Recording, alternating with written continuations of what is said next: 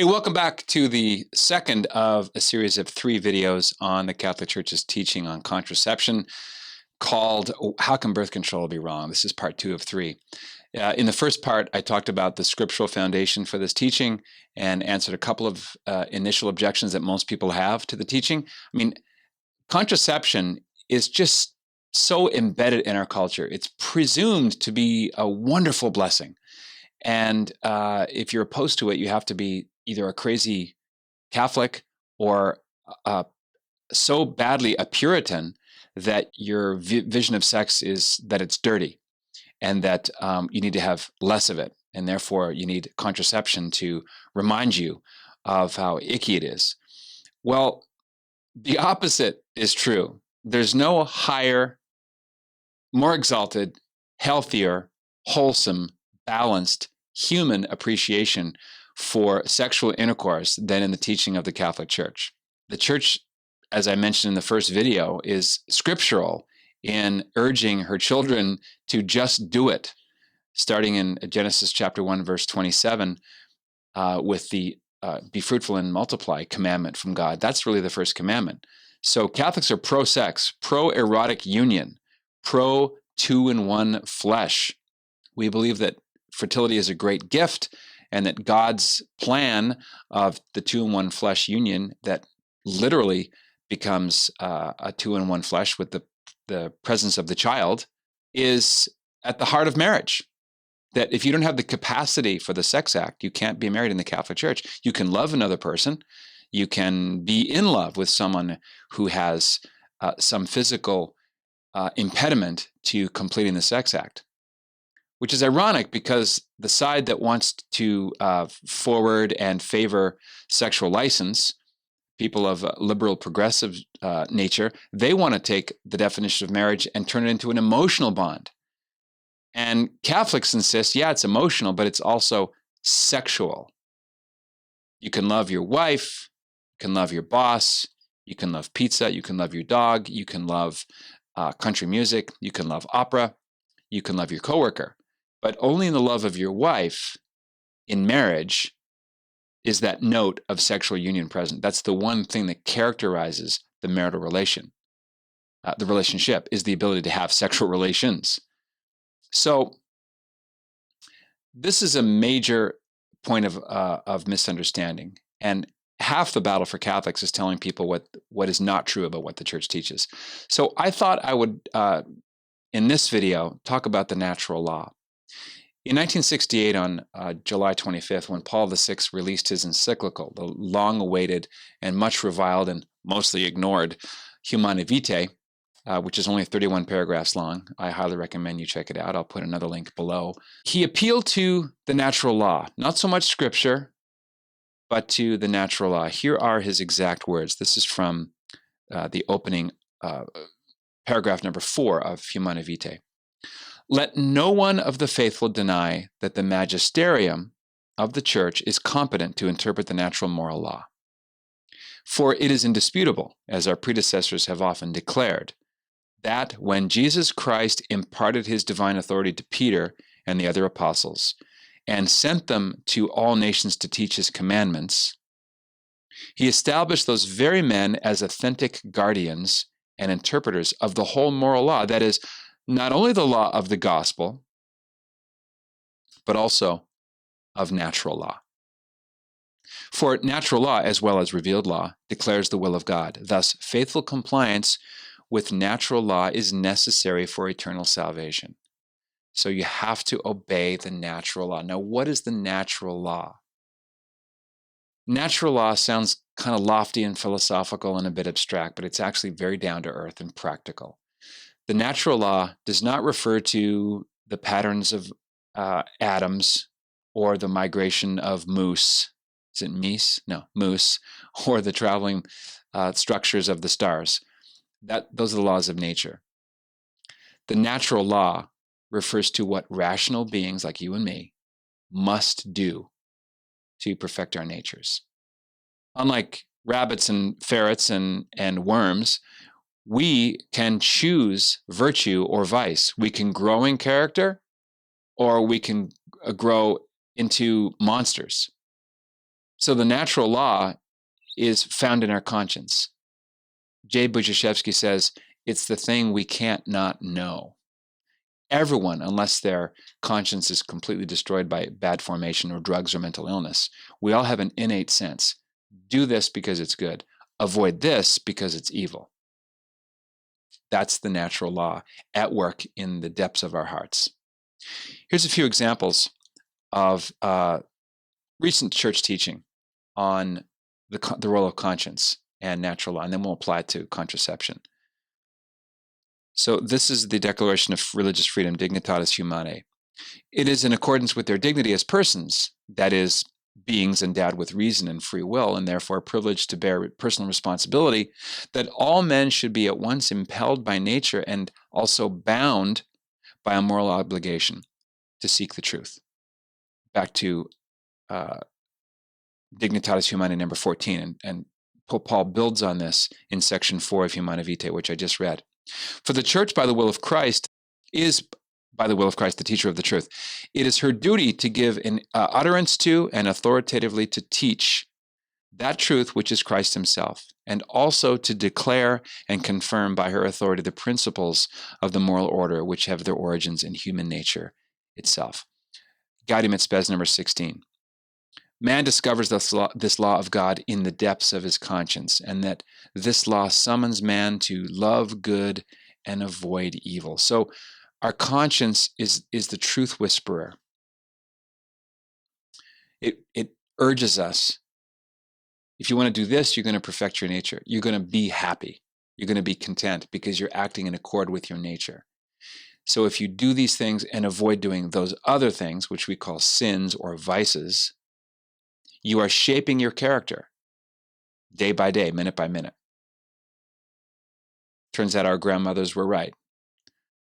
Sow a thought, reap a habit. Sow a habit, reap a character. Sow a character, reap a destiny. So how is the natural law or the natural moral law applied to contraception? I'm going to distill one of 6 arguments laid out by Dr. Janet Smith in her book, Humanae Vitae, A Generation Later, which you can also pick up in the link below. This is a very compressed form of argumentation. It's a syllogism, 2 premises and a conclusion. Here's the major premise. It's wrong to impede the procreative power of actions that are ordained by their nature to assist God in performing his creative act that brings forth a new human life. That's the major premise. The minor premise, contraception impedes the procreative power of actions that are ordained by their nature to assist God in performing his creative act that brings forth a new human life. Therefore, contraception is wrong. Now, most people attack the first premise, the major premise, and they say that sex isn't really for anything. It just exists. It's a pleasure tool built into our bodies. Is that true? Isn't it true that the eye, let's apply it to another body part, not the genitals. The eye is made for something, isn't it? It's the purpose of the eye. To see, especially to see beauty. What's the purpose of the ear? Isn't it to hear? So biological processes have inbuilt meanings. They have purposes. If you were to put a spike in your ear and pierce your eardrum so you couldn't hear anymore, even though it was intensely pleasurable for some reason, we would say you're crazy to do that. That would be wrong. That's an undermining, a contradicting, a thwarting, a destroying a life-giving power known as the sense of hearing if you were to do that. If you were to put a hot poker in your eye, gouge your eye out for some subjective reason that's attached, say, to pleasure, we would still say it's dead wrong because you're destroying a powerful organ that assists you in the course of your life and in the appreciation of life through the senses. Well, the genitalia, the organs of generation, also have inbuilt purposes. And those purposes must be respected for us to fulfill our natures. We are procreative animals, and the way to get other animals is through the sex act. Now, we're also rational animals. We're also made in God's image and likeness, but we have bodies, and our bodies have dignity. They are the material component of the body-soul composite that makes up you and me. So contraception adds into sexual relations within marriage, of course, even in fornication or adultery, but contraception introduces a note of disorder, of death. It's the principle of death introduced into the highest point of what is supposed to be union that leads to life. And that's why Sigmund Freud in 1921 could give a lecture in Vienna in which he said it's this note that we can tell what sexual perversion is. Any action that sets aside reproduction as an aim is given the unhonored title of perversion. So contraception is sex plus something else. And that something else is a decision to kill off the possibility of a new human person. It doesn't destroy a pre-existent soul. We're not Platonists. We don't believe that there's souls flying around up there like airplanes waiting to land. God directly creates the soul at conception using the material aspects of mom and dad. And what does contraception do? It tries to thwart before, in the case of condoms or foams, jellies, IUD, which also kill the baby, by the way. During, if you withdraw, the withdrawal method, also known as onanism, which I talked about in the first video. You can read all about it in Genesis chapter 8, verses 1 through 10. Or after, in the case of the contraceptive or the anovulant birth control pill. The birth control pill is also carcinogenic, and in a certain minority of cases, is abortifacient. It not only impedes sperm motility that makes conception less likely, it not only fools the woman's body into believing she's pregnant so that it shuts down ovulation, it also produces an environment on the inner wall of the uterus that is inhospitable to the growing baby. And that baby dies by unnatural miscarriage. And the mother often can never tell that happened because it's too early for her to detect it. So Dr. John Kipley and other doctors believe that many more babies are lost around the world each year through birth control-related, contraceptive-caused miscarriages. But irrespective of what kind of contraception is involved, it is an act. It is a decision to sabotage the very means through which God creates new human life. I'm speaking now, and you're listening and watching now, because your mother and father did not contracept, or if they did, it failed.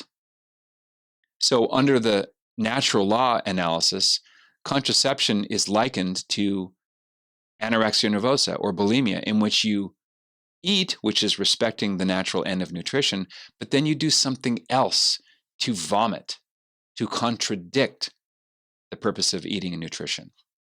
Seen in this light, contraception is a sexual disorder.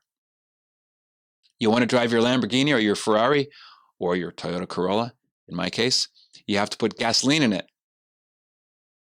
You can't put molasses, no matter how delicious. You want to make toast? You can't put in bread-like cardboard. No matter how realistic the cardboard is, it has to be bread or a bagel. Likewise, if you want human flourishing, if you want your marriage to have a better chance at lasting, don't sterilize what God has made fertile. Don't render asunder what God has joined. That sundering, that divorcing of love from life is at the heart of contraception, and it is lethal to human love. It's the most unromantic thing you can imagine, to say no to the adventure of parenthood while saying yes to the short-term pleasure, shorn of the consequences known as being a mom and dad again. As I mentioned, contraception is the theory, abortion is the practice. Before I finish, I want to hit the rewind and go back to 1930. December 31st, 1930 is when Casti Connubii was released by Pope Pius XI. And it was a response to the Anglican bishop's decision to open up contraception only for people unmarried, only for extraordinary circumstances. and the results have been disastrous. Here is what the Pope wrote. Now, this is language that's, let's just say, quite different from the language of contemporary popes. So this is how His Holiness Pius XI, who's born Achille Rate, he was kind of a proto John Paul II. He was a mountain climber. He was a polymath. He was the first pope on radio, an amazing pope, Pius XI. Here's what he said. Since therefore the conjugal act is destined primarily by nature for the begetting of children, primarily destined by nature to the begetting of children. He's not saying it's the only purpose. He's saying it's the primary purpose. It does have other ends, other purposes. Again, since therefore the conjugal act is destined primarily by nature for the begetting of children, those who in exercising it deliberately frustrate its natural power and purpose sin against nature and commit a deed which is shameful and intrinsically vicious. Small wonder, therefore, if Holy Writ bears witness that the Divine Majesty regards with great detestation this horrible crime, and at times has punished it with death. That's a reference to the Onan story in Genesis 38. As St. Augustine notes, intercourse, even with one's legitimate wife is unlawful and wicked where the conception of the offspring is prevented. Onan, the son of Judah, did this, and the Lord killed him for it. Since, therefore, openly departing from the uninterrupted Christian tradition, some recently have judged it possible, reference to the Anglicans, solemnly to declare another doctrine regarding this question. The Catholic Church, to whom God has entrusted the defense of the integrity and purity of morals, standing erect in the midst of the moral ruin which surrounds her. This is 1930, folks. In order that she may preserve the chastity of the nuptial union from being defiled by this foul stain, now contraception's a foul stain, raises her voice in token of her divine ambassadorship, and through our mouth proclaims anew, any use whatsoever of matrimony exercised in such a way that the act is deliberately frustrated in its natural power to generate life is an offense against God, the law of God and of nature, and those who indulge in it are branded with the guilt of a grave sin. That's section 54 of Casti Connubii. So, grave sin, branded, shameful, crime, guilt, detestation. The language of Paul VI might be more irenic and more avuncular, there's a good word, having the qualities of an uncle. He doesn't contradict the truth that his predecessor, Pius XI, lays down.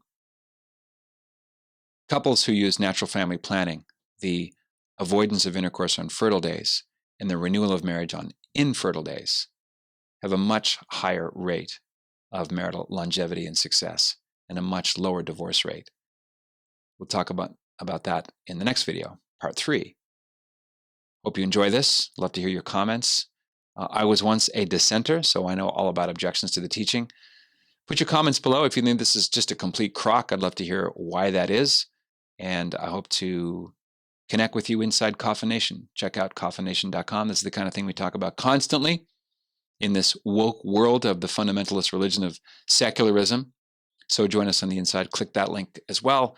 And we would love to see you inside and learn from your insights. In the meantime, be a saint. What else is there?